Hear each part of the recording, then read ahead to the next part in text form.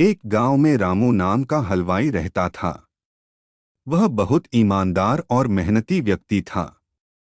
रामू हलवाई बहुत स्वादिष्ट मिठाइयाँ बनाता था, जिसके कारण लोग दूर दूर से उसको अपने समारोह में मिठाइयाँ बनवाने के लिए बुलाते थे।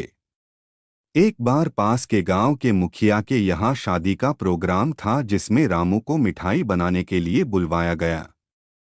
रामू गांव में जाकर मुखिया के यहाँ अच्छी अच्छी मिठाइयाँ बनाता है, जिसके पश्चात मुखिया ने प्रसन्न होकर रामू को अच्छे पैसे दिए और ढेर सारी मिठाइयाँ घर ले जाने को दी। मिठाइयों को एक गठरी में बांधकर रामू गांव के रास्ते जाने लगा।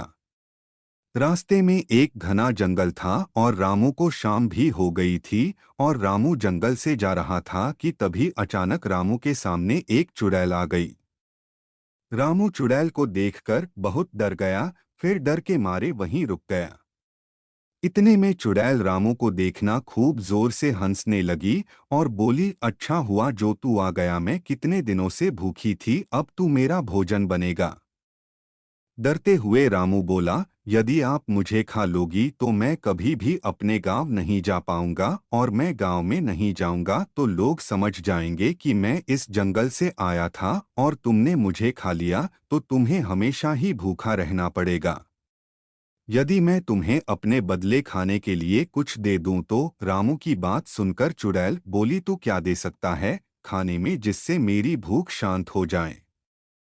तो फिर रामू ने गठरी में बंधी हुई ढेर सारी स्वादिष्ट मिठाइयाँ चुड़ैल को दे दी। चुड़ैल बहुत भूखी थी तो उसने उसी समय मिठाइयाँ खाना शुरू कर दी। मिठाइयाँ खाकर चुड़ैल बोली, यह मिठाइयाँ बहुत स्वादिष्ट है और मुझे बहुत अच्छी लगी, इसलिए मैं तुम्हें जिंदा जाने दे रही हूँ, लेकिन मेरी एक शर्त है कि तुम मुझे आगे भी मुझे इन मिठाइयों को लाकर दोगे।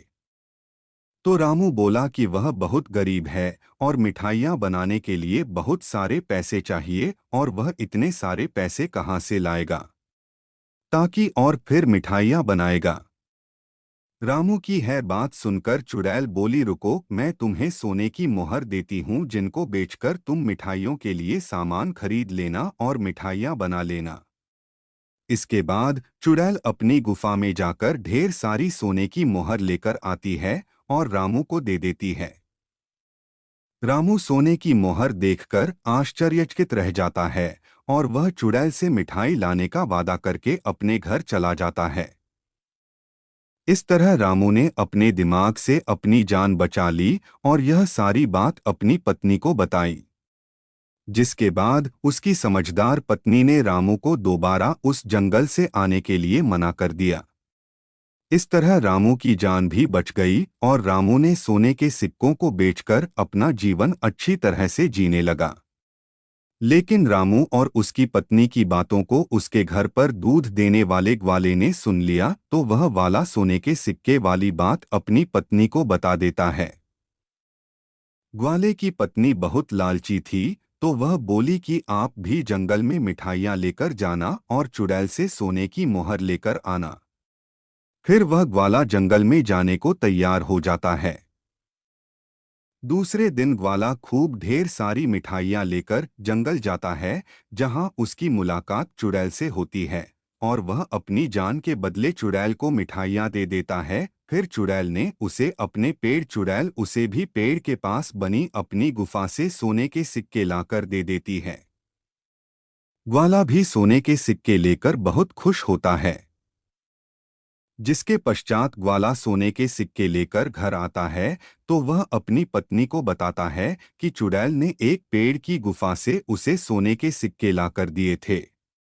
जिसके पश्चात ग्वाले की लालची पत्नी ने कहा कि वह पेड़ को काटकर एक ही बार में सारे सोने के सिक्के निकाल ले। अपनी पत्नी के अनुसार ठीक वैसा ही ग्वाले ने किया, लेकिन पेड़ को काटते हुए देखकर चुड़ैल बहुत गुस्सा हो गई और उसने वही ग्वाले वही को मार दिया।